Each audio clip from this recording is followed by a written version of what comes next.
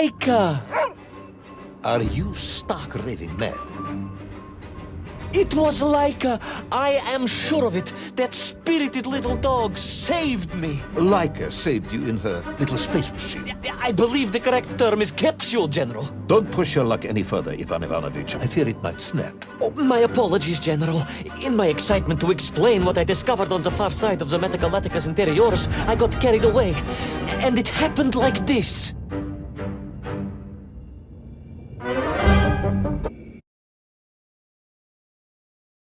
A rocky moon. It's the center of the Earth. The source of all creation, General. A place where time flowed like rivers, and boulders of raw matter rained like comets upon the cratered rock. Another miraculous escape from death. Another happy accident. It was no accident, General. Laika took me there entirely deliberately. I'm sure of that. She continues to be a heroine and a savior and protector of our great nation.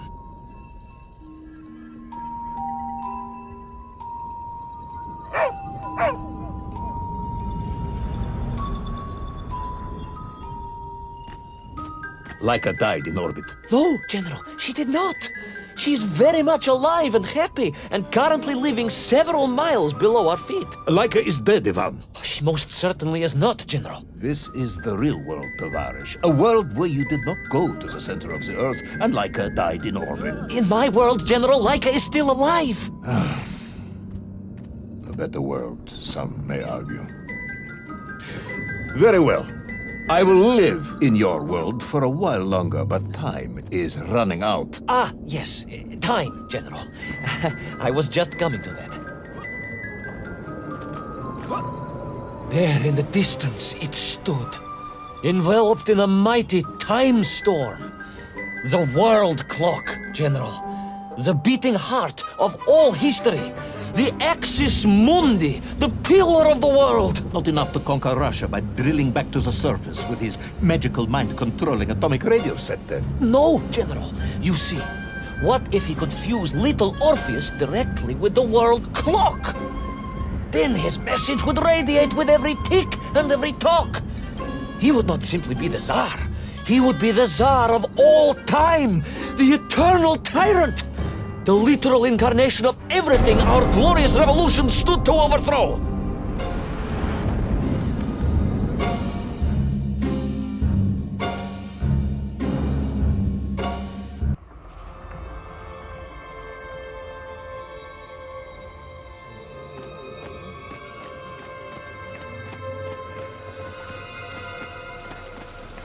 Sonikiv! Uncanny, General.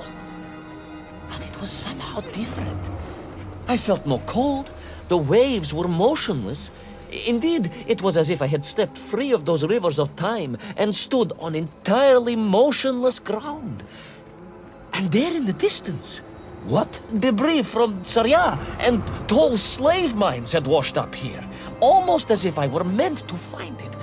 And there, amongst it, the winking of steel led me to a blasting cap. And a plan began to form.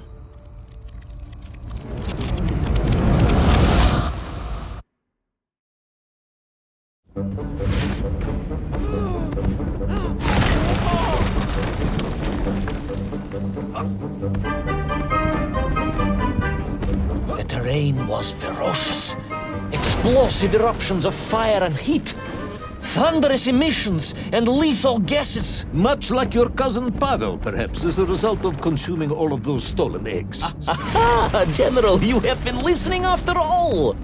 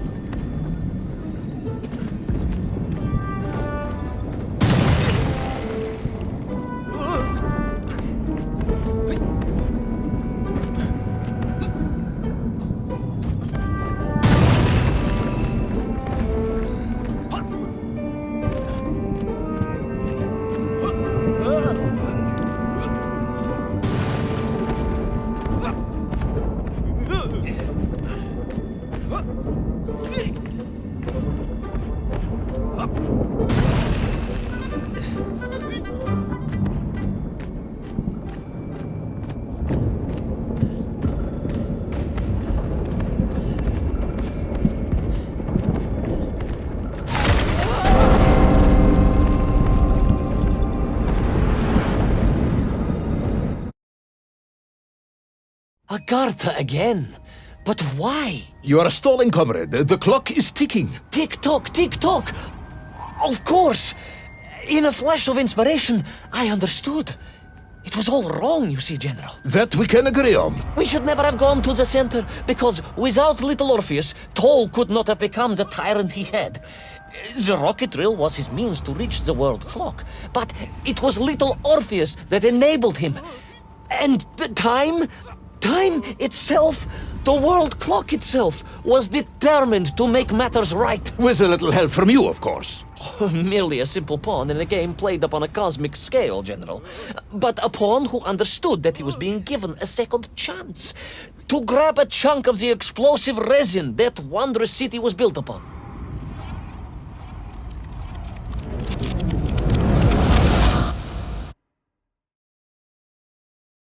And I was back. The mighty river of time roared past me, carrying the weight of the whole of history with it. Even for you, this is a stretch. Our time is almost up.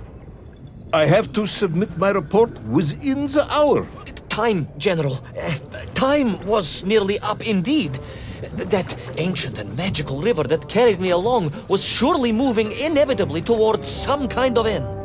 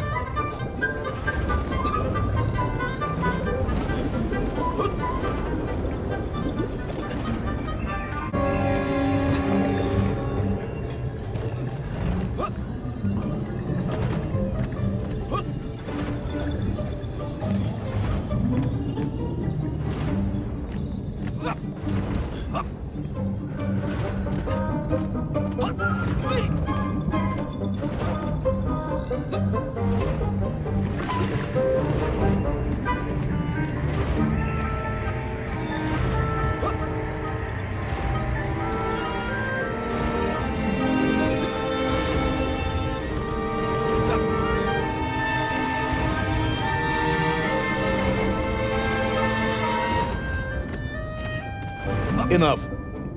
No more Privalov. No more stories. No more lost worlds and space dogs. I'm full of it. It is nearly midnight, and you have not given me the adequate explanation for the whereabouts of little Orpheus and the atomic bomb. But, General, I am about to tell you what happened when I finally caught up with the villain Toll. I do not care, Tavarish. I simply do not care. You have worn me down, and it is time to call a halt to this. I bear you no malice, comrade. In many ways, I admire you, but time is running out. Yes, General, yes. Time. Because it was time itself that suddenly appeared to be on my side.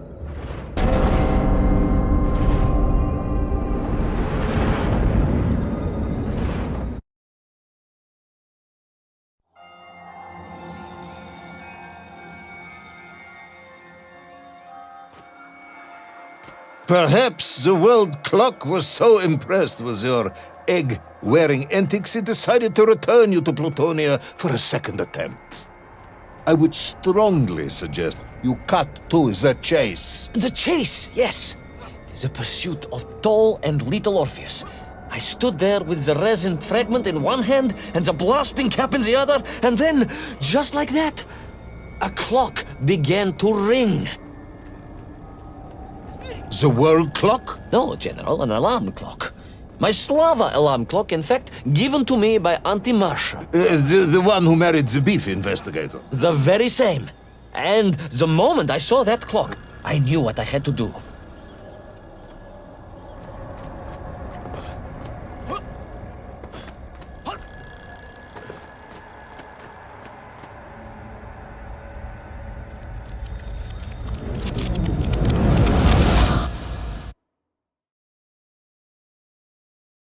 Yes, I'm waiting. A bomb, General. A bomb to destroy a bomb.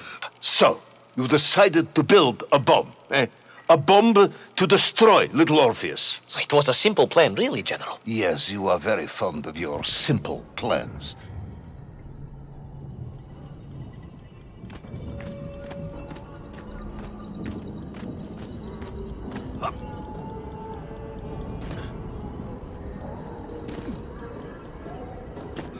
It was the last time I was to see those poor enslaved Mienk on my journey. As they scurried in agitation around the base of the rocket drill, now a dreadful weapon of war in the hands of a madman, I was reminded of my mother. Your mother looked like a nymph? That is extremely disrespectful, comrade. No, I meant I was raised by my mother from an early age, of course. My childhood memories of my father were all too brief. You are rambling, Comrade Privalov. Time is running out. Diani Rezinovi. Time will run out for us all, General, will it not? And it ran out for my father on the shores of Volga. Your father fought at Stalingrad? He did, General. So did I. Well, so you see, General. Perhaps we are just the same, you and I. Perhaps we are all just Menkf in the end.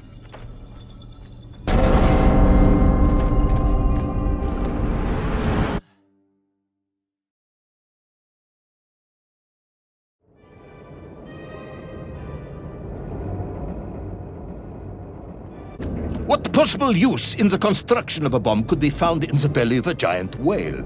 Were you perhaps planning on using a worm as a fuse? That would be ridiculous, General. I would hate to undermine your otherwise entirely plausible account. You forget, General. The belly of the beast was full of shipwrecks. And on one of them, I was bound to find what I was looking for. Fuse wire. Comrade, yes, you'd forgotten all about the fuse until I reminded you, hadn't you? General, your cynicism is unbecoming to a man of your rank and stature.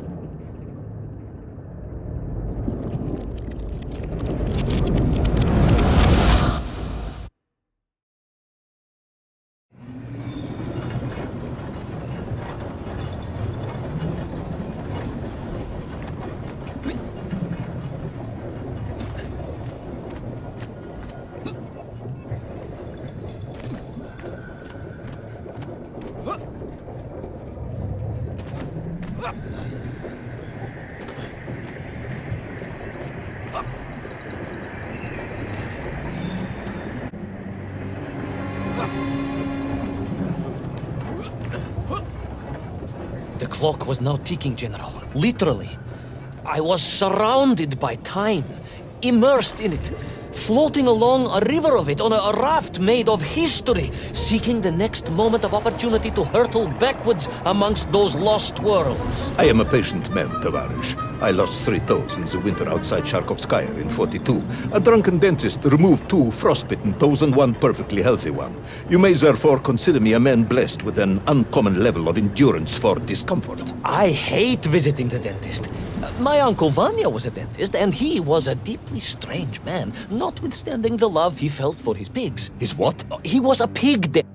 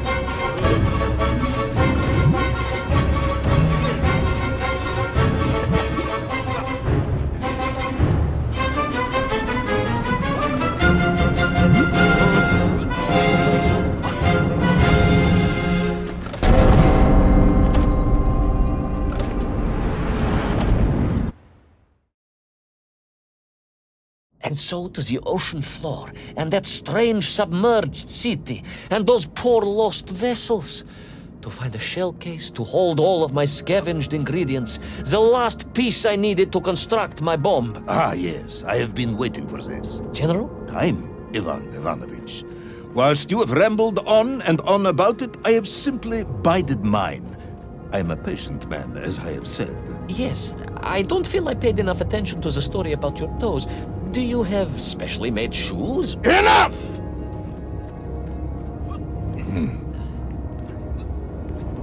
Now I have your full attention. Indulge me, Tavarish. Explain to me how you made this bomb. General? Your bomb, comrade, that you so brilliantly constructed to destroy little Orpheus. Tell me how you made it.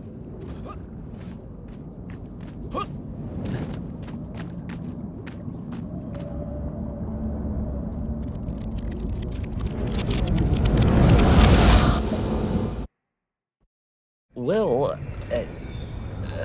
In detail. The type of detail that should present no problem to a man who is actually capable of building a bomb, which I suspect would be an entirely different man to one who cheated on his entrance exams for the cosmonaut program.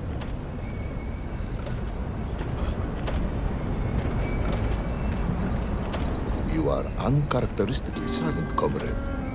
Cat, got your tongue? if I may, General, perhaps just a minute or two to gather my thoughts?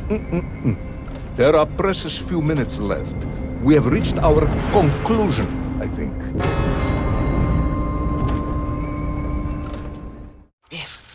Yes, we have, General. I gazed up at the world clock and knew I had arrived at my destination. Whatever lay inside would see my journey end one way or another. But I had no idea of the marvels that awaited me. And The bomb, Ivan Ivanovich! Tell me how you built the bomb! it was a wonderful sight. The world... It is 2 minutes to midnight, Ivan. It is time to end this story.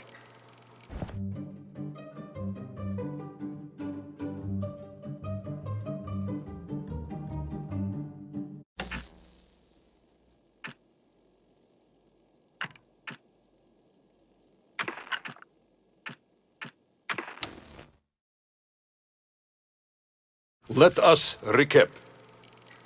3 years ago, you were sent to the center of the Earth as part of a top-secret mission to ensure the delivery of little Orpheus, an atomic-powered capsule.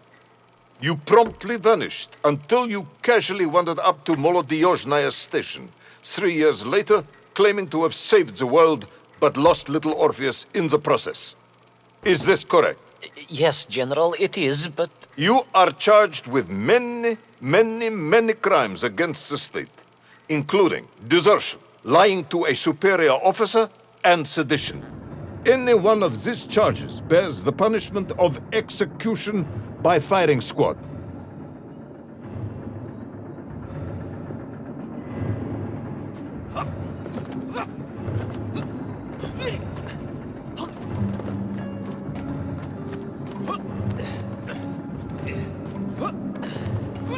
General, you must be reasonable.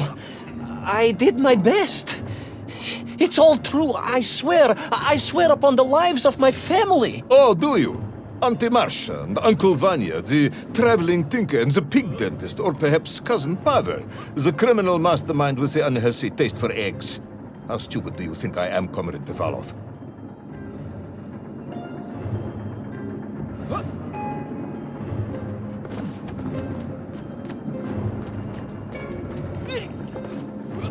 Sudayu, it is all true. Maybe your toy maker, or was it watchmaker, Faza, who apparently taught you all he knew, despite being killed when you were less than 5 years old. I was a fast learner? You have precisely 1 minute to convince me not to summon the guards, and have you shot on the spot. A minute? A lifetime. It's all I need, General.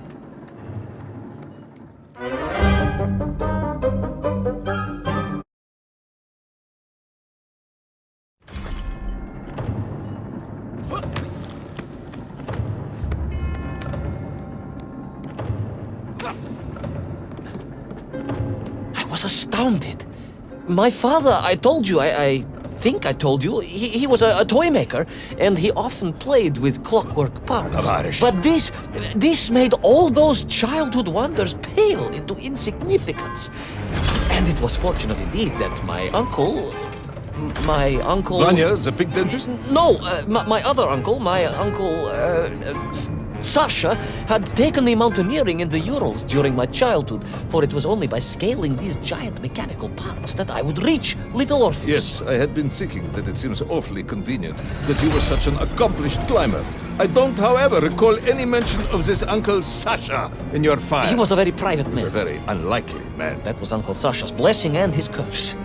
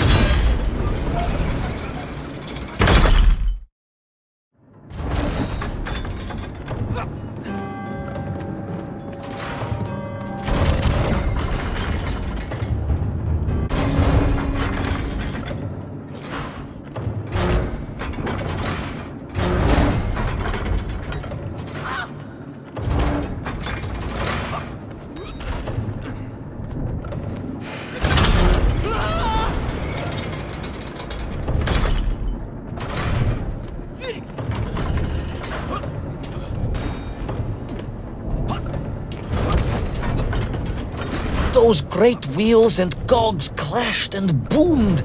The vast hands of all time crunching forever and ever around. Ivan Ivanovich. Pendulums and springs and great big wheels and tiny little wheels. Tavarish Privalov, stop! Though at least the Myenk were not here, especially as they seemed to infest the world below the surface.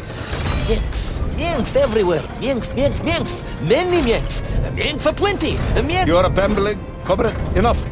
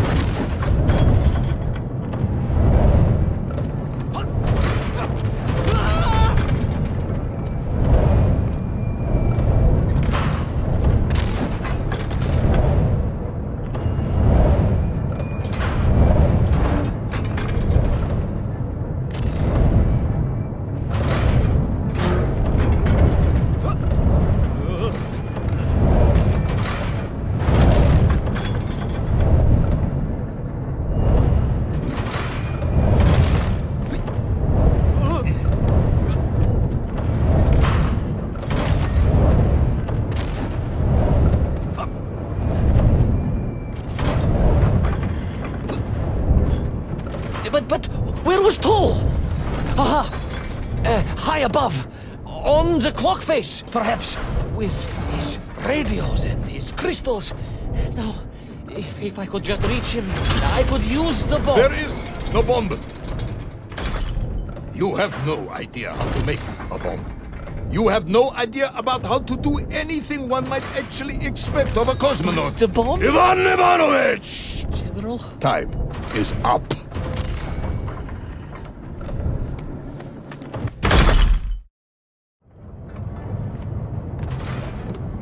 Stop talking, Tavarish. You don't know what happens next. It is obvious. You've done very well. I applaud you for your efforts and your story. It is a wonderful tale, Comrade Privalov. I have enjoyed it immensely. But every story needs an ending. And it is clear yours does not have one.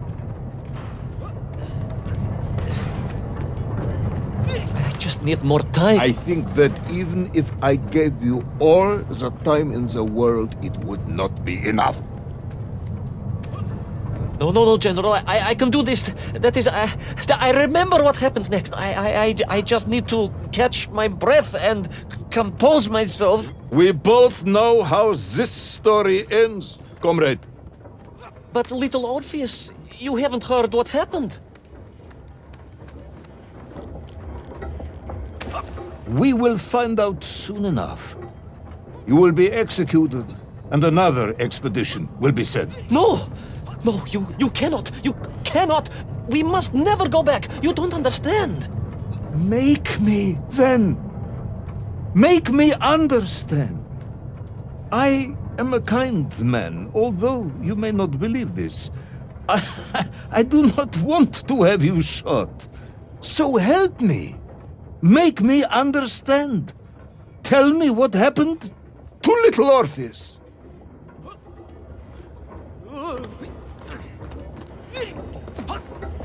It was... Ivan Ivanovich? It was... It was... No. I'm sorry, General. I'm sorry, I have no idea. You are right. I simply cannot think what happened next. It's just... a blank, General. There's nothing there. I am very tired, you see. Comrade Privalov. Ivan. You're right. It's over, General. Perhaps you would be so kind as to write to my mother for me. Of course I will. You are a kind man, as you have said. And, General... Yes, Ivan. Was it a good story? Oh, yes. It was an excellent story. Thank you, General. I am just sorry I couldn't give you an ending. Unless... General? Quiet, Tovarish. I am thinking. Unless... I seem to remember that there were many problems with little Orpheus during production. General? Problems with the casing around the atomic battery. Concerns. Concerns, General? Yes, concerns. Unlikely though that might be. Yeah, it seems if I remember that it failed to secure properly. A sharp blow could spring the hatch and expose the fragile casing of the bomb to any would-be vandal. I'm not sure I follow you. A resourceful yet forgetful hero might, one would think, take advantage of that fact. But how, General? Where would I find something to strike it with? The son of a watchmaker would easily find something within a giant clock mechanism that resembled a hammer, surely. A hammer? Why, yes, General. I do remember now. I grasped the hammer-shaped thingamabob. Let's just agree it was a hammer, Ivan. Yes, of course. Let's do that. I recovered my senses, shook my head, and looked about me. In my distracted stupor, I had climbed further up the tower than I ever thought possible. In front of me was the clock face, and I gazed out through it at the sheer expanse of history. And I knew whatever happened next happened next? The hand of destiny had fallen upon your shoulder. Yes! It had. And what an extraordinary hand it was.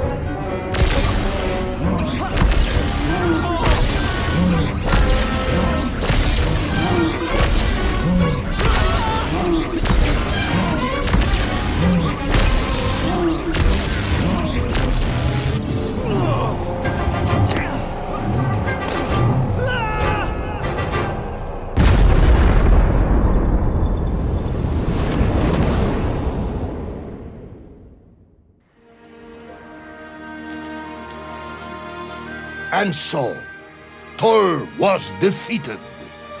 Little Orpheus destroyed, the bomb lost forever. Not just that, General. In that moment, time sprang back to its proper shape, and I found myself once more in Plutonia, as the start of my journey. But the wound in the interior sky was gone. The drill was gone. It was as if I had never been here. And they were nymph, free and happy, without the tyranny of toll, free to pursue their simple lives. But we can never go back? Never, General. One drill, one metal sphere, one lone cosmonaut was nearly enough to destroy time and unleash the tyrant toll upon our world. Who would think an innocuous beeping radio housed in a ball of metal could change the world so dramatically? Who indeed? But tell me, what of you? And what of your return to the surface? I stayed amongst the Mienk for as long as I could. But I came to realize they had begun to worship me as a king. No, General. I am a good socialist and could not allow this workers' paradise to become corrupted. And so I left that wonderful land for the last time. And then? And then I walked. For 2 years I wandered, always looking for a way home, through lands and worlds almost beyond imagination. Until one day I emerged, blinking into sunlight, and realized I was home. Until one day I emerged, just like that? You just found your way back to the surface? Well, General, it was a little more complicated than that. There were great obstacles to overcome, and terrible challenges to face, and incredible lands to explore. Enough, Ivan. Little Orpheus is lost forever. The interior is sealed. You have returned with a story of socialism, triumphing over incredible odds. It is, as I said, enough for one night. Enough for my report, at least. General, if I may... Comrade Ivan Ivanovich Privalov, you are found guilty of all charges brought against you and sentenced to execution by firing squad. However, having listened to your story, I believe you are quite mad. In other words, I find your madness guilty, not you. And we cannot execute madness. And indeed, there are lessons to be learned, even in the depths of this madness. Perhaps the Americans were right to send the chimp after all. So, General? Get out of my sight, Ivan. Go home. Enjoy a state pension as a madman.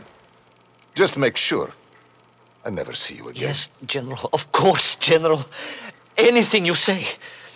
I shall be small and quiet and live a life without excitement and... Out! Until one day I just emerged. Oh, very good, Tavarish. Very good indeed.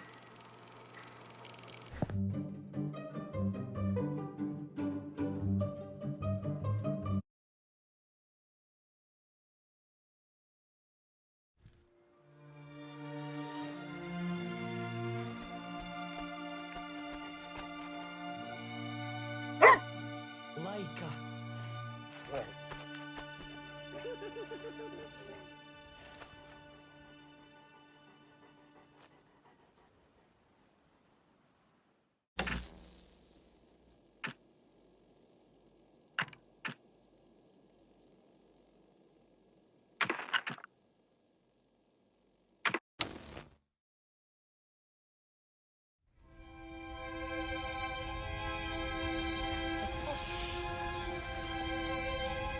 Who's the best space dog?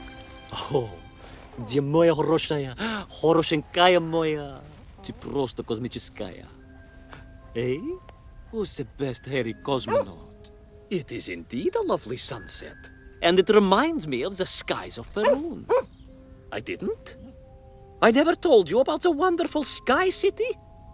Well, it was an extraordinary place, but one filled with dangers. Well, it might have been simple for you to cross it, but you were in a space capsule. I had to rely on my own 2 feet, my noshki. Feet which, I might add, had just crossed the interior, beaten the villain Toll, and helped inspire the Myank to a workers' revolution. Oh, that's all very easy for you to say, but your idea of civilized behavior is licking your own bottom in public. No. My adventures above the clouds were filled with untold dangers, death-defying escapes, and some really quite extraordinarily large Bielorybitsa. And it happened like this.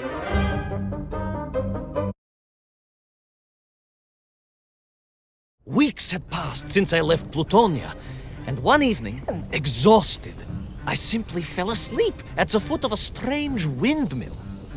And when I awoke... Well, that thought didn't cross my mind. I was exhausted after all. This is beside the point, my nosy canine friend. What matters is this. When I awoke, the windmill and the ground around it had been carried high into the air. What magic was this? Что за магия?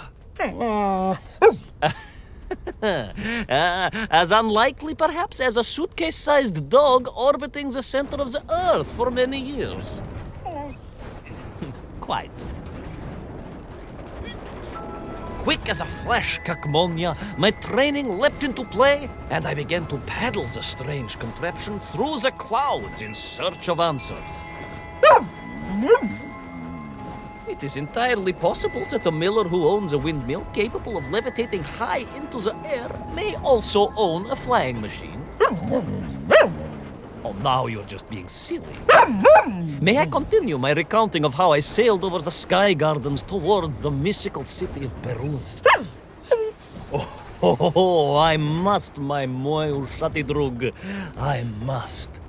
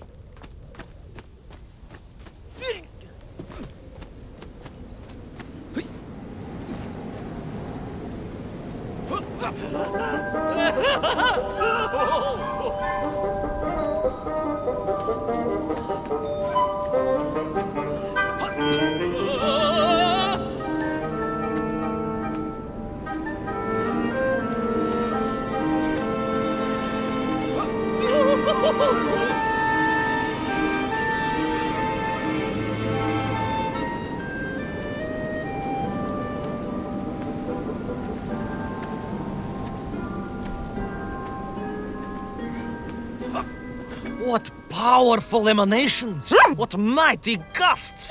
What an epic squall! They reminded me of Cousin Pavel, yes! But whereas his rearward zephyrs could curdle milk and tarnish the teaspoons, these magical wafts only serve to carry me aloft and onwards.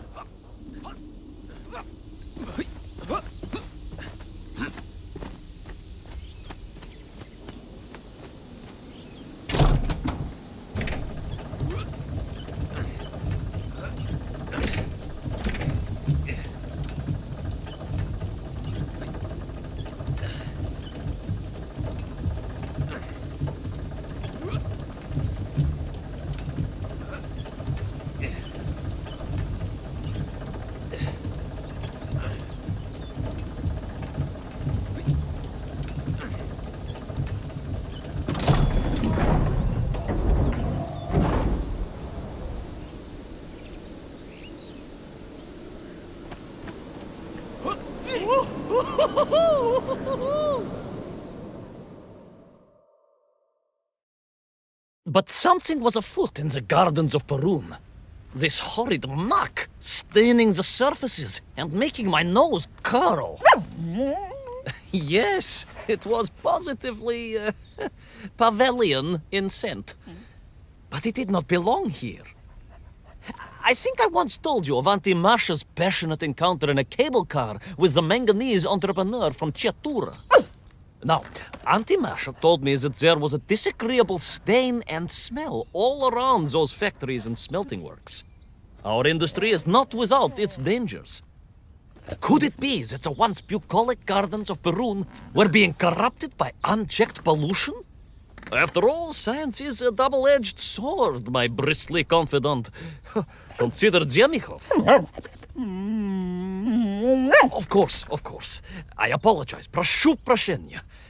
Two-headed dogs is perhaps a rather insensitive analogy, but not without justification in this instance.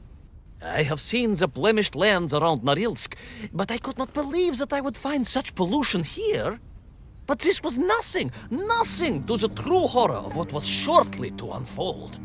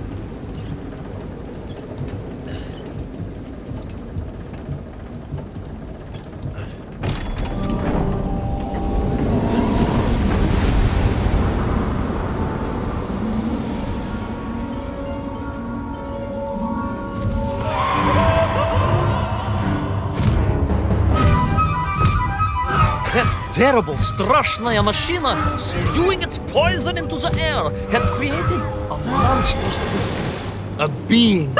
A malignant spoiler of the noble and pure. And it had taken on the form of its prey. Well, of course. No, конечно, I was the prey. The citizens of Perun had clearly long since fled the evilly sentient smog, but I inadvertently wandered into its lair. Oh, I know. Misfortune seemed to dog me. Oh, sorry, I do apologize. To follow my every footstep. But no time to ponder, no time to bemoan the hand that fate had dealt me. No, all that was on my mind was escape, конечно.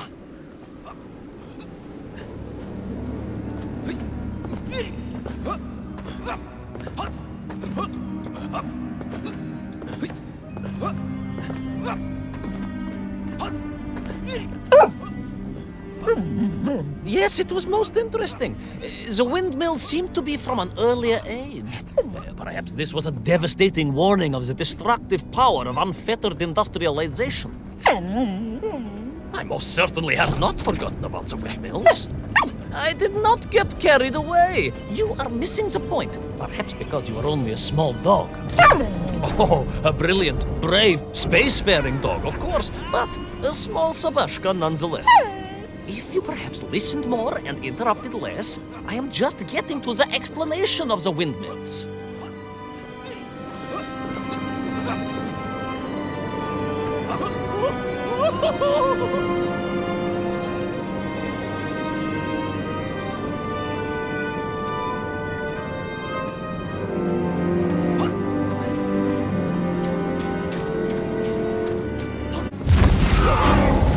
My stinking nemesis was back. But more interesting was the change in the city. The windmills were fading out, clearly obsoleted, mothballed, relics. Instead, a sense of an obsession with power was apparent. Vast engines, terrible machines, ever hungry and reliant on the rapid consumption of fuel, the production of toxic fumes and choking gases. Pride, my pushisti compadre, pride, ambitia, ambition, the dark side of science. Zemechov's had too many. Don't be ridiculous, dog. Only a durak with the intellectual capacity of a ringworm would think windmills are in any way harmful.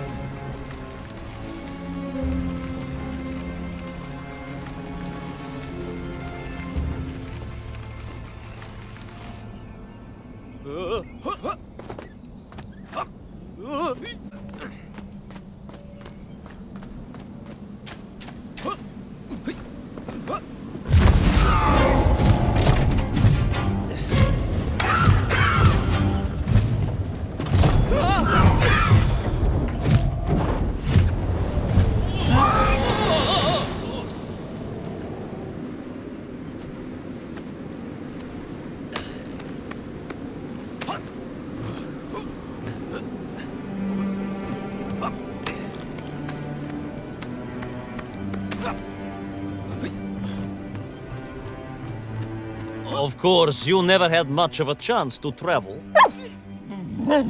Sarcasm doesn't suit you. You don't have the tail for it. You do, at least, have a tail. Mind you, family gossip maintained that so did Uncle Rabliem. although it was apparently little more than a stub and a source of considerable discomfort and social anxiety for him. The question of whether or not Uncle Rablaim wagged his stub is very much off topic. What I am trying to say is that your upbringing on the streets of Moscow meant you never saw the blackened fields of Magnitogorsk. The sacrifices made by the valiant citizens of that industrial heartland, as they drowned in their own blight, even as they powered the state forwards. I was reminded of Magnitogorsk as I wandered through those fields of pipes and foundries, and I wept for the loss of innocence that so often goes hand in hand with progress.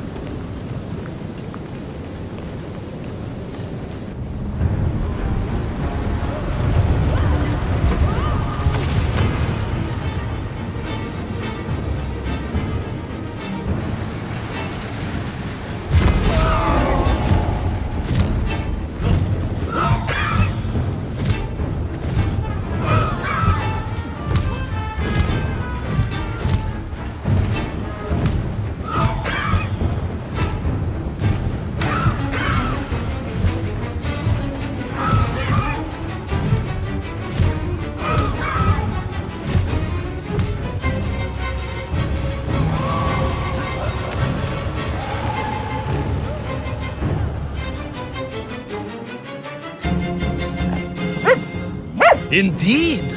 I just evaded the slimy, oily grasp of that man-made Vadzinoi, his petroleum stink clogging my nostrils and making my head thump. And I felt a great stirring within me. Yes, much like I assume Cousin Pavel. May he never get loose again. But no, quite different. This was no volcanic upbubbling of gastric malintent. No, it was the roaring fires of justice once more ignited within me. I felt a swell of patriotic fervor and knew the hand of destiny had fallen on me once more. Yes, what a hand it was! I could not see this great wonder sink into an abyss of poison and bile. The Perunians may have been forced to abandon their city, but I had saved the world once before and was ready to answer the call again.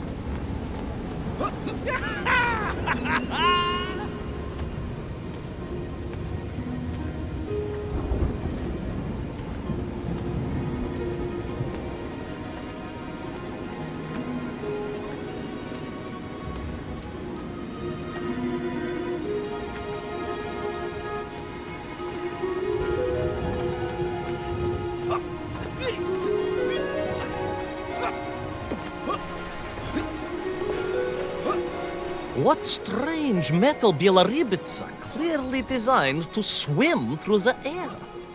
I was amazed. And there was more.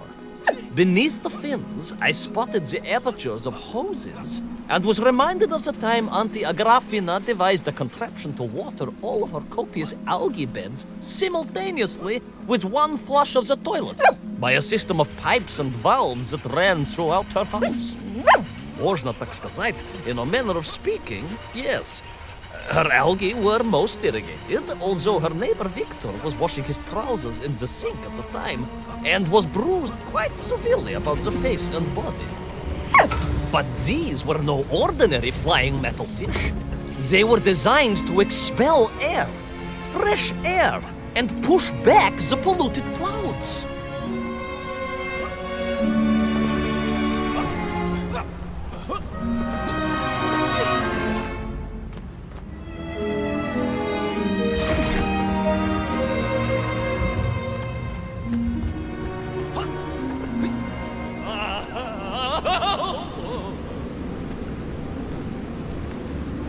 There is, of course, a fine tradition of looking to nature to solve problems of a scientific or military persuasion.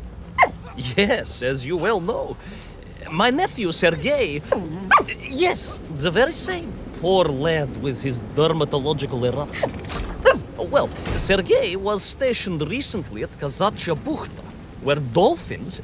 dolphins? Were being trained as brilliant aquatic agents of socialism. Why not then be inspired by marine life? Why, there is a fish, I've heard, that can shoot jets of water from beneath the surface to knock its prey off little tiny twigs and into its mouth.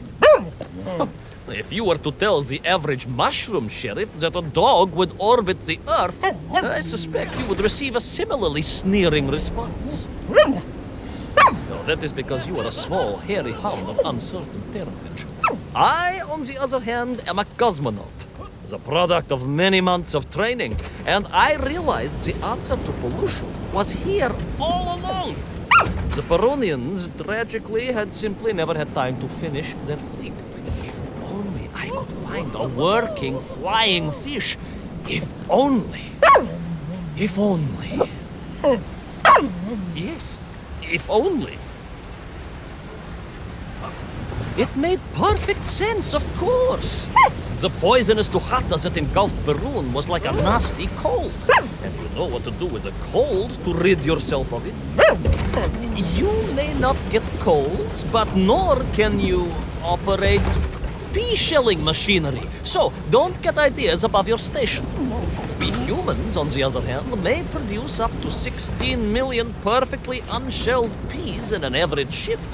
But we are martyrs to our sinuses.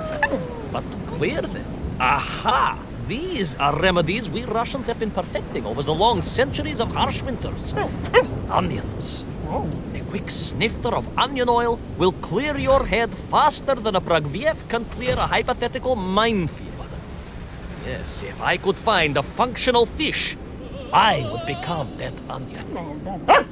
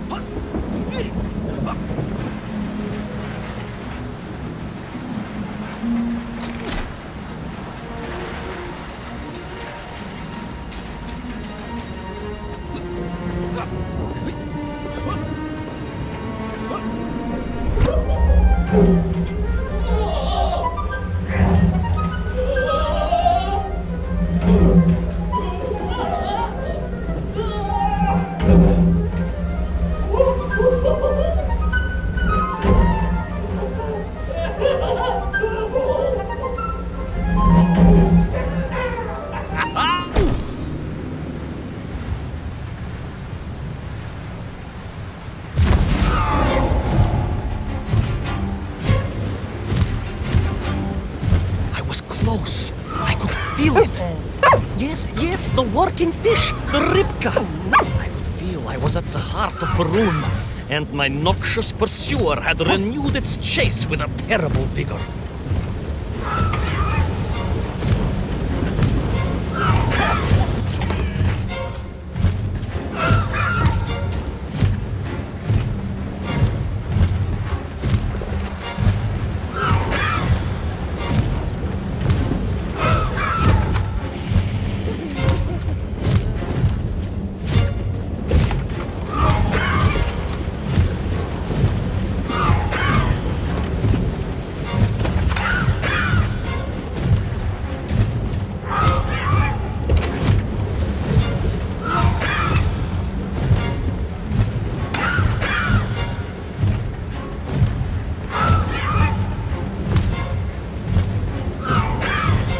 Not far now. I just had to keep going, keep pushing. It's almost as if you knew, Pavel. Uncanny. How about it?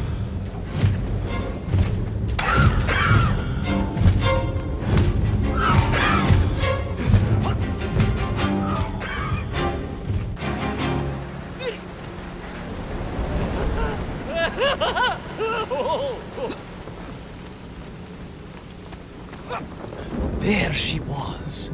A beautiful sight. Her scales shimmering in the sunlight, her fins poised for action, her onion cannons primed for a great aerial conflict unseen in the annals of human endeavor.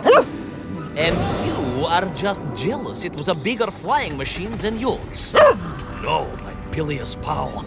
It was time for science to fight back. Yes, my hairy compatriot. Paechale! Onwards to victory!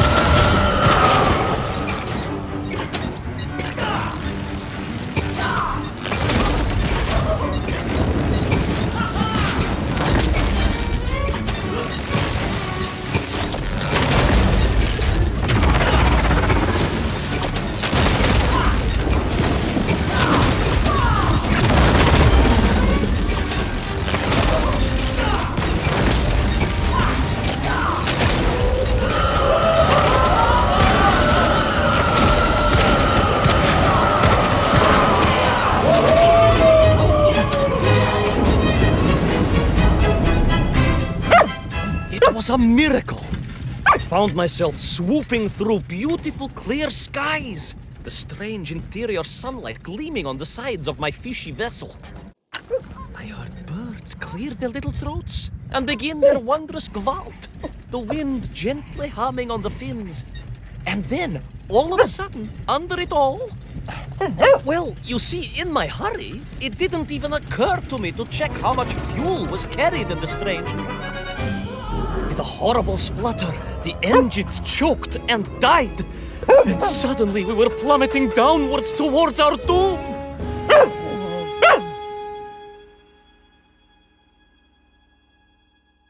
I did not.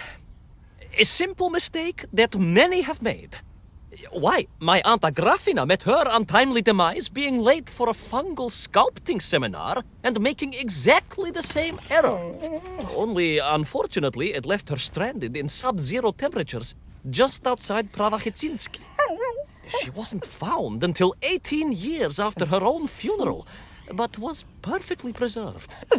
Remarkable, really. It is beside the point, yes. So, there I was. My fabulous ship had become a terrible prison. I was hurtling to my almost certain death. My triumph turned to tragedy. But then... Well, you know what happened next. Even so, moi magnati drug, that is a story for another time. A most extraordinary story, of course, filled with dangers and wonders, and canals, and invasions, and strange doorways to other worlds. But perhaps too long a story for now. Yes, indeed, my canine tavarish. Time for soup. Auntie Agrafina's famous borscht. Coming? You know, I think you really did have the happier time in Peru. The benefits of being a suitcase-sized dog in a little space machine, perhaps. Yes, the correct term is indeed capsule, as I told the general once. Why, a letter just the other week. He's thinking of retiring, he says. Yes, and moving to Bashkiria to nurture bees. Bees? Surprised me too. I thought if animal husbandry was to be his passion, it would be a large, manly animal like elk, or bears, or a caban. Perhaps the bees he is thinking of are particularly militaristic. Or stingy, yes. Did you want bread with your soup? In which case, there's half a tin of old beef you could also finish. Somewhat gray, but I'm sure it won't taste awful. Yes, my four-legged associate. Now, did I ever tell you the story of when Uncle Rablien got his stub ensnared in the seat of a wicker chair in the finest fish restaurant in the whole of Taliatsia?